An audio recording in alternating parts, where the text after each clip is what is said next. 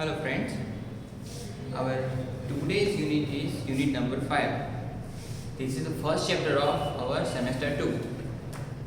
The name of unit number 5 is Don't Be Afraid.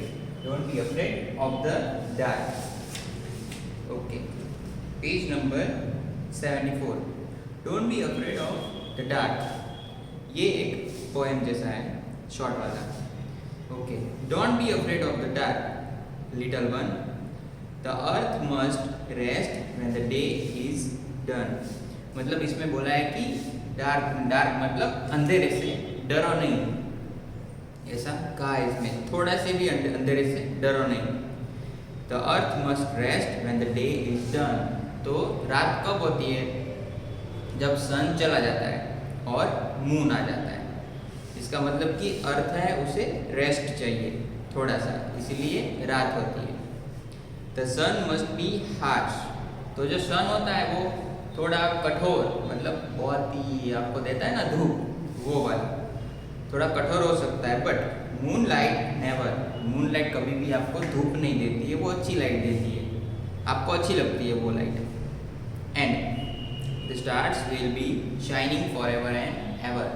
तो जो ये स्टार है वो हमेशा चमकते रहेंगे, फॉर एवर चमकते रहेंगे और शाइन करते रहेंगे. Be friends with the night, there is nothing to fear. तो फ्रेंड्स, रात में ऐसा डरने की कोई बात है ही नहीं. Just let you thought travel to friends far and near.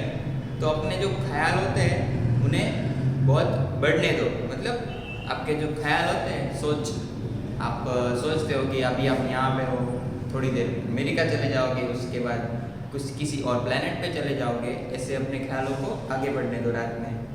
Bye the day it seems that our trouble want चीज.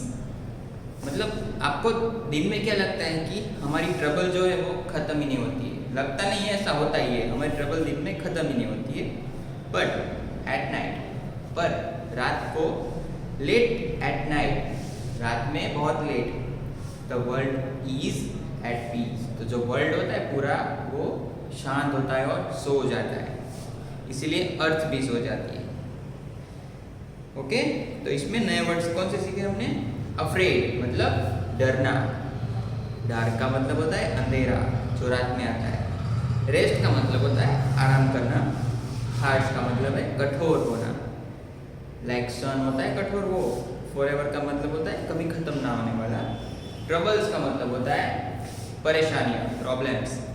और चीज़ का मतलब होता है कि एंड मतलब अंत होना. ओके. Now page number 80. यहाँ पे भी एक पोएम है, डोंट गिव अप. इसका टाइटल है डोंट गिव अप. तो कभी गिव अप नहीं करना चाहिए, मतलब हार नहीं माननी चाहिए. If you keep on going and never stop.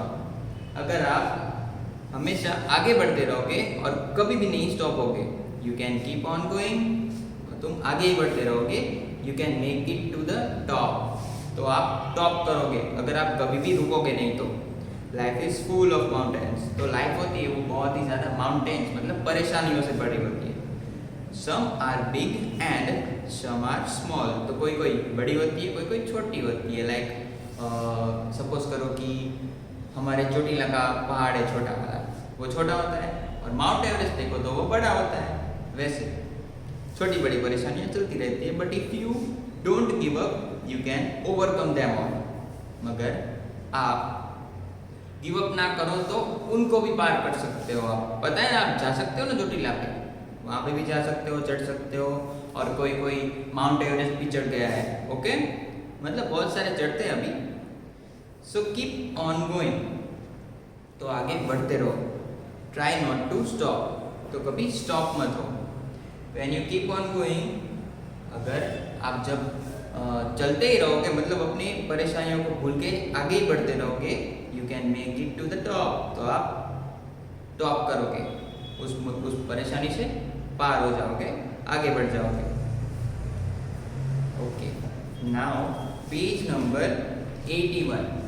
अभी आपका यूनिट स्टार्ट होता है हेलन केलर. हेलन केलर एक बच्ची का नाम है. Okay, let's start. It was the summer. Wait, write it on board.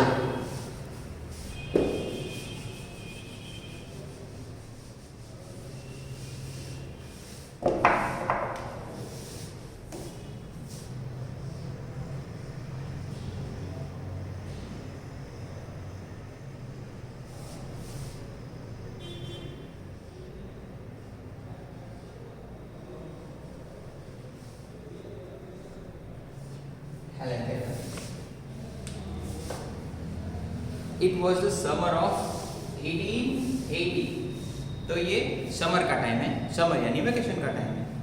1880 ये आपकी क्या है, ईयर है, ईयर का नेम है, सॉरी ईयर है ये आपका 1880। A healthy baby girl was born in a small town in Alabama। तो एल्बामा एक स्मॉल टाउन है, वहाँ पे क्या हुआ, एक हेल्दी बेबी बोर्न हुई। Her parents loved her dearly and named her Helen Keller. तो उसके पेरेंट्स जो है उसे बहुत ही ज़्यादा प्यार करते थे और उसका नाम क्या रखा, Helen Keller. But one day, एक दिन क्या हुआ, the baby become ill and day after day her fever stayed high. तो एक दिन क्या हुआ कि वो जो बेबी थी वो उसको बुखार आ गया और दिन ब दिन उसका बुखार बढ़ता ही गया, घटता ही नहीं रहा, बढ़ता ही गया। Everyone in the family tried to help her to get better। तो सब लोग जो है उसकी फैमिली में उसकी हेल्प करने लगे उसको ठीक होने में। But all they could say was there is nothing more we can do। तो इन द एंड वो सब क्या कहने लगे कि इससे ज़्यादा तो हम कुछ नहीं कर पाएंगे। The baby may not leave.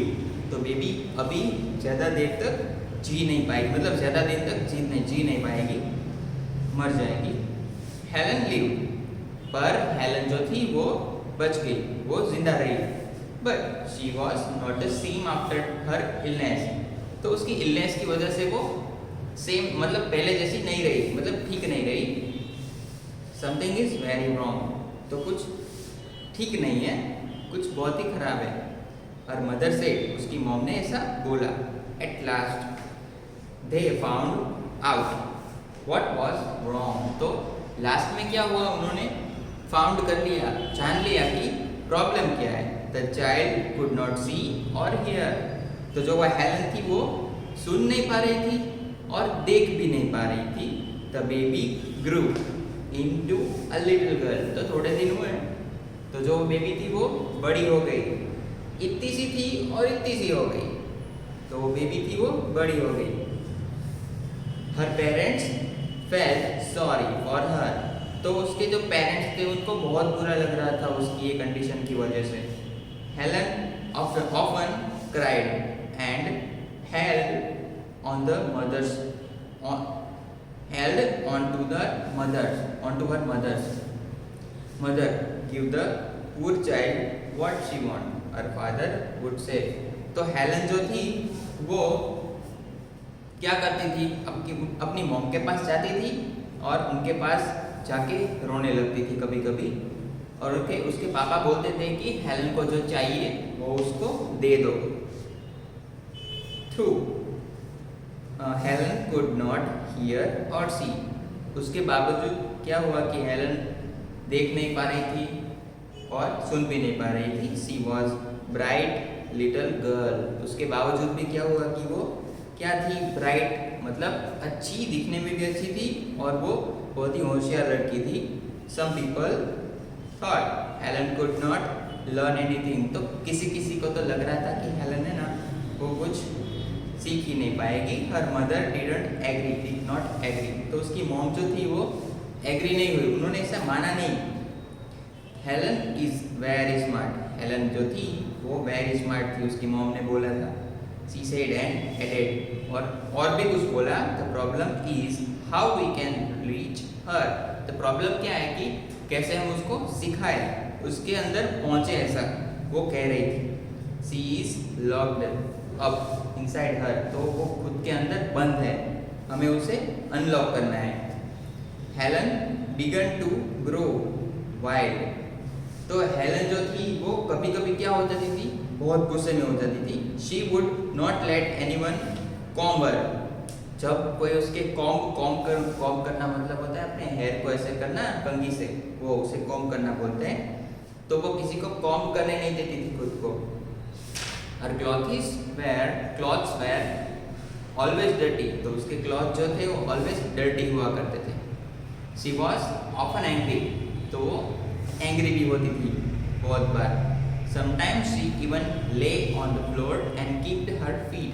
तो समटाइम्स क्या होता था कि वो फ्लोर पे बैठ जाती थी और अपने पैर को ऐसे जमीन पे गिरा रही थी, ड्रॉप कर रही थी। Her parents thought that they should find a teacher. तो उसके पेरेंट्स को क्या लगा कि उनको अभी एक टीचर चाहिए उसके लिए, हेलन केलर के लिए, मिस सुलिवान। तो अभी एक टीचर की एंट्री होती है जिसका नाम है Miss Sullivan. A young teacher agreed to help Helen to learn to see the world. तो उसकी जो नई टीचर थी सुलिवान, उन्होंने एग्री किया कि वो हेलन को सिखाएगी लर्न करना सब कुछ, वर्ल्ड में क्या क्या है, क्यों है, क्या है, कुछ है, वो सब। Miss Sullivan give Helen a doll. तो मिस सुलिवान ने क्या किया कि हेलन को एक डॉल दे दी। को पिक्चर में दिख रहा है उसके हाथ में डॉल है, DOLL spell doll. She spelled the word with her fingers into Helen's hand. तो हेलन के हाथ में मिस सुलिवान ने क्या किया, डॉल का स्पेलिंग लिखा अपनी स्पेशल साइन में। She made the letters with special hand sign. तो जो डीफ और ब्लाइंड हो उनकी स्पेशल साइंस होती है, साइन।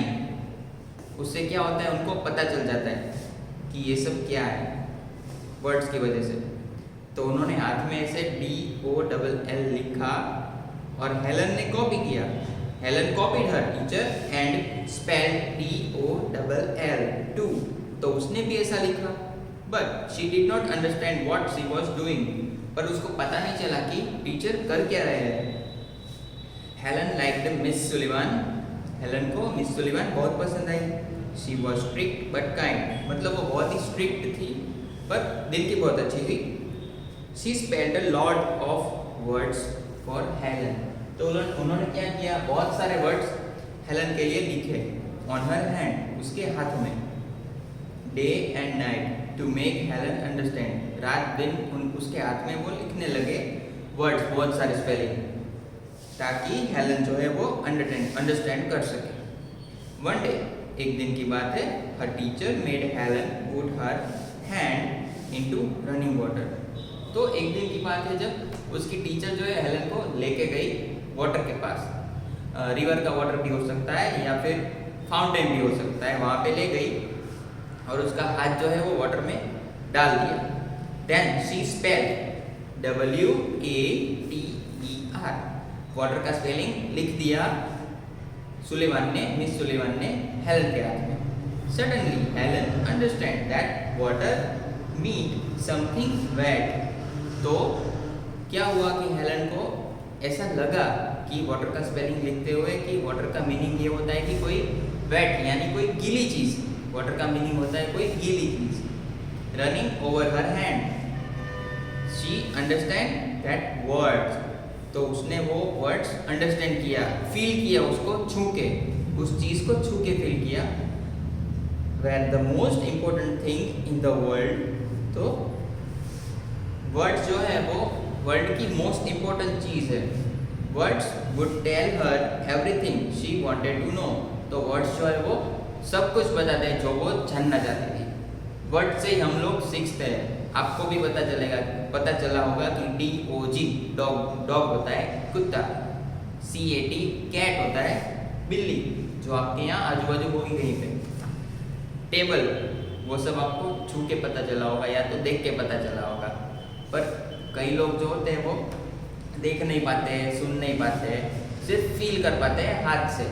तो वो छू के पता लगाते हैं कि वो क्या चीज़ है और वर्ड्स को अपने हाथ में लिख के। ओके, तो इसमें न्यू वर्ड्स कौन कौन से सीखे हम लोग? पहला है डियरली, मतलब बहुत प्यार करना। फिर इलनेस, इलनेस का मतलब होता है बीमारी, बीमार कोई हो जाता है ना तो उसे इलनेस होती है, वो बीमारी। फिर अग्रीड, अग्रीड का मतलब होता है सहमत होना। फिर लास्ट में है इम्पोर्टेंट, इम्पोर्टेंट का मतलब होता है महत्वपूर्ण, महत्वपूर्ण होना। Okay, your explanation of unit is complete. Writing section we conduct in next lecture.